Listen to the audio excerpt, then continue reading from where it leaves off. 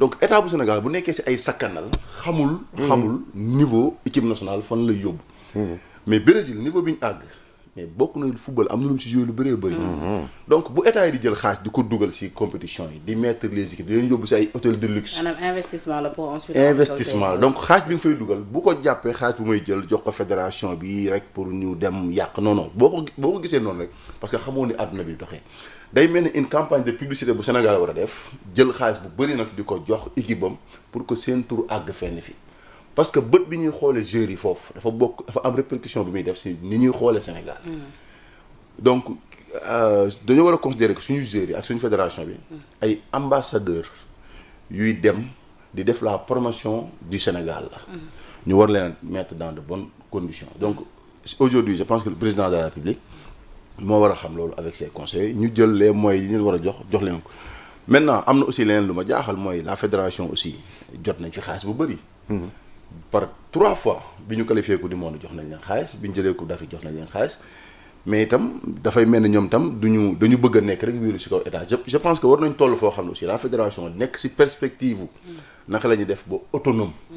parce que aujourd'hui c'est vrai que am na lu leen état di jàppale mais ñoom dañu war a def ay xalaat.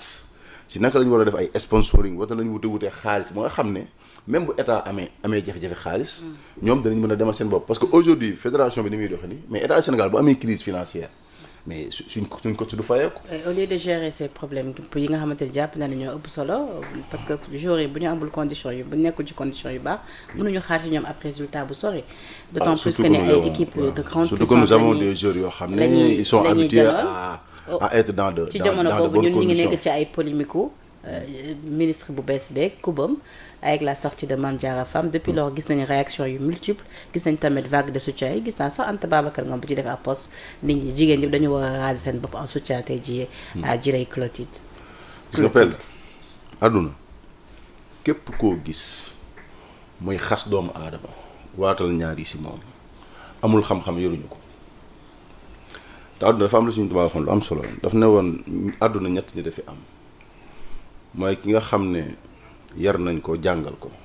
ne kooku nit la nit ku tabax la day jëriñ société moo dafa am koo xam ne dañ koo yar mais jàngaluñ ko mu ne kooku bu koy misaal day mel ne mbaam muñ sa fi téere c'est-à-dire jàngal nañ ko mais yar nañ ko mais jàngaluñ ko mbaam muñ sa fi téere am koo xam ne daf ne jàngaluñ ko yaruñu ko moom mu ne kooku dañ koy jàppe dof ci société parce que wala xadd karam naa ba ni aadama boo ko suñu borom di wax fonk bu mu fonk ni la tax bu yàlla doon wax aadama iblis demal nga sujjootal aadama du jëmmi doomu aadama bi rek moo tax dafa am lu yàlla def si nit lu mu xamul donc gis-gis boobu iblis amoon si aadama nga xam ne dafa dañ ko créer si ban bu taq mu jàpp ni kii moo ko gën parce que si ban bu taq bu salte lañ ko créer ñi nga gis ñuy def ñuy xas doomu aadama ñëpp waatal si yàlla ne ay njabootu iblis lañ parce que nit kenn du ko xeeb si ni ko yàlla bindi man doon naa comprendre sax nga ne kii xëy na jullit la warta def coupe bii parce que yàlla da koo sant muur mu nekk un débat mais koo xam ne bokku leen diine imposé wu ko muuru mu am liberté xool ni muy def boppam mu koy def te boo jàngee histoire Afrique elle est jolie, moi je la trouve jolie. les personnages les ñi ñuy gën a visiter ci Afrique les touristes boo xoolee mooy ay Kenya ay Rwanda ay Afrique du Sud si ñi nekk si àll yi mais xoolal seen coupe yi donc aujourd'hui nga ñëw parce que kii ministre la nga bëgg saboter parce que ñu ngay wax yëpp waxuñu ko sax pour xëy na pour lu dëggu si ñoom. Mame Diarra Fam moom dañuy kubam bi à la limite. non nekkuñu ko di dëggu si moom ça dañ ko def pour saboter pour jéem ko atteindre parce que ministre la boo xam ne dafa ñëw indaale benn style du la première fois sous le régime de Abdoulaye Wade y avait am na benn ministre bu amul benn genre coupe yooyu xamatu moom fàttali ko ma tur mais amoon na donc ñu koy wax ñëpp nga xam ne affaire politique moo leen si dugal dafa kuban boobu. affaire politique affaire xaste rawatina muy sa moroomu jigéen. te sëñ Fallou li nekkatul polémique simple de tout le monde en parle. non en fait xam nga débat c'est-à-dire Sénégal ñu war a nekk si ay débat yu am solo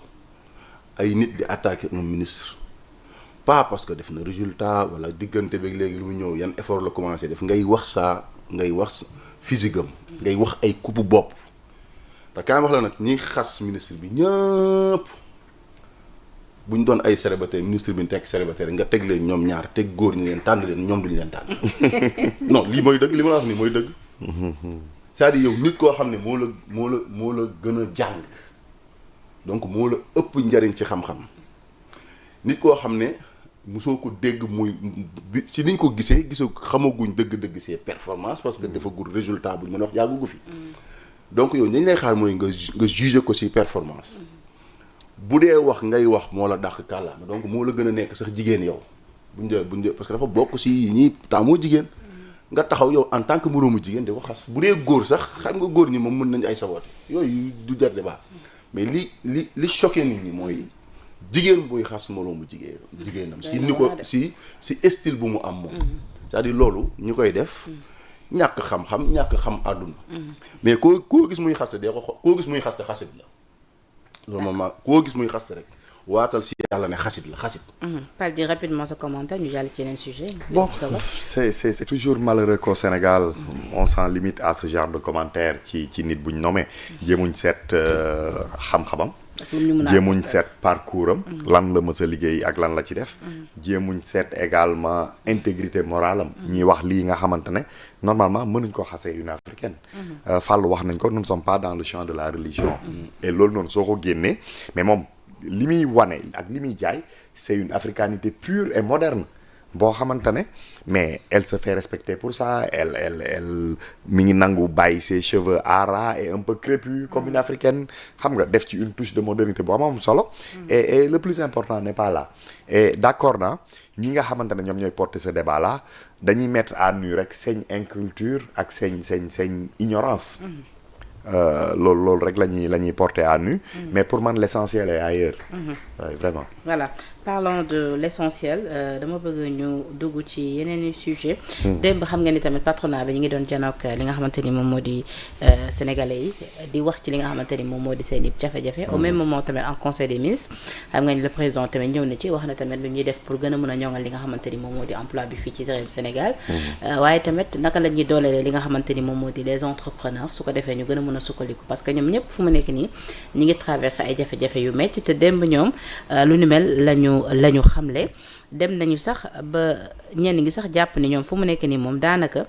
dee rek moom moo leen dese comme pour dire que li ñuy dund métti na parce que démb mu ngi nii baarataal bu ci BTP bi nee na nous sommes tous des morts vivants des zombies Abdelkader Ndiaye président de la CNES nee na nous sommes au-delà des limites de la résilience Alassane Gueye chef d'entreprise nee na les impayés totalisent 1000 milliards de francs CFA plus de 1000 milliards il y en a même qui parlent de 1400 milliards alors que au début bi ñuy toog dañ naan le stock de la dette intérieure était à 300 milliards wala quelque chose du genre donc c'est vrai que le secteur privé sénégalais moom dañ leen war a yërëm et yërëm leen mooy ñun ñu yërëm suñu bopp parce que dëgg-dëgg ñooñu ñooy porteur de croissance dans ce pays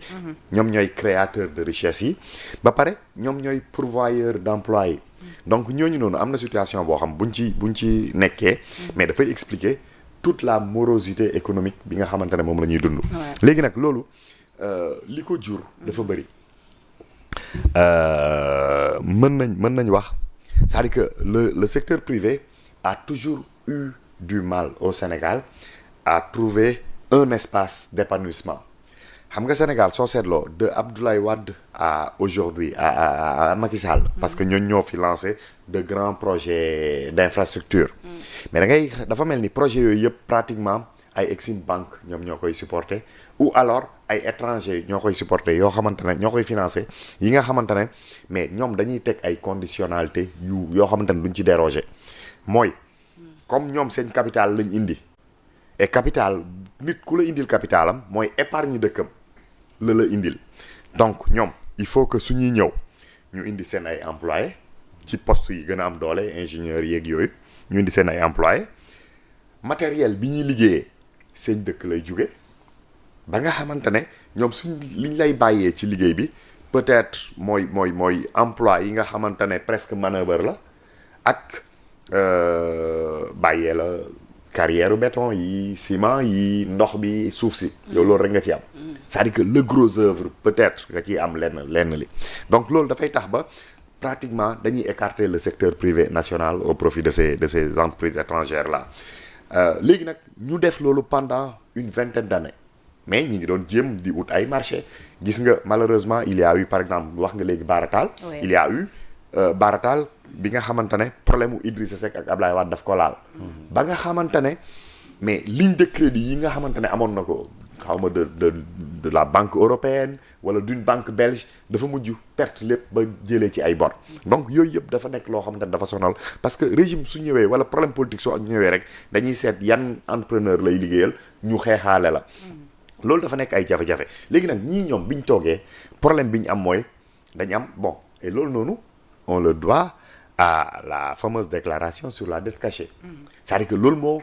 pratiquement retourner toute la situation économique ba nga xamante ne waxuma la ñun suñu ressources yi nga xamante ne moom lañ am mais nous sommes obligés di dem di lebi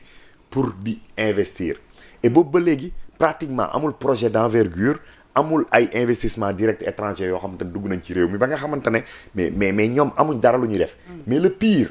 mooy li ñu doon gagné kas néew ci marché ñii dañ leen ko yoreel te jéemuñu ko sax fay pendant 2 ans le problème ne s'est jamais posé nga gis ne il y a une instruction bu jugee du président de la République ou du premier ministre pour ñu ne ministre des finances fexeel dégager marge pour fay nii mësul am ba nga xamante ne ñu ne la un stock de plus de 1000 milliards mais ça waay 1000 milliards dina jafe dina yombati pour ñoom ñu redresser wu sachant que ni suñu économie moom mi ngi agonisé. waaw mais loolu mooy jafe-jafe bi parce que depuis Diomaye bi mu installé ce gouvernement là premier conseil des ministres wax na nañ fexe ba fay le secteur privé la dette intérieure bërki démb également conseil des ministres rappelé na ko mais dafa am loo xamante ne du rek ay vœux pieux aujourd'hui ñun pour ñu fay suñu ay bor dem dans le marché local wala international rek dafa commencer compliqué s'y ajoute que su fekkante ne suñu ay ressources yi soo xoolee en termes d'investissement mais pratiquement amuñ investissement presque zéro depuis 2 ans yi nga xamante ne ñoom lañ fi nekk investissement Diomaye daf ñu promettoon que ren mooy nekk année investissement yi mais investissement en termes d'investissement gisuñ grand chose sinon que am na sax ay projets yoo xamante ne yu fi nekkoon yooyu la ñuy jéem a buux mu dem donc loolu yëpp dafa nekk ay problème yoo xamante ne dafa tegu ci kaw le secteur privé mais nag mën nañ ci boole également nga jël ay capitaine du secteur privé par exemple quelqu'un comme Khadim Ba parce que moom cas am dafa particulier waxuma sax problème bi nga xamante ne moom la am mais Khadim Ba institution financière la am c'est-à-dire que moom mënoon na permettre entreprise yi ñu dem ñafe am ay marché moom mu financé ko gis nañ Prodac am nañ fi programme de DAC communautaire war a installer ay xawma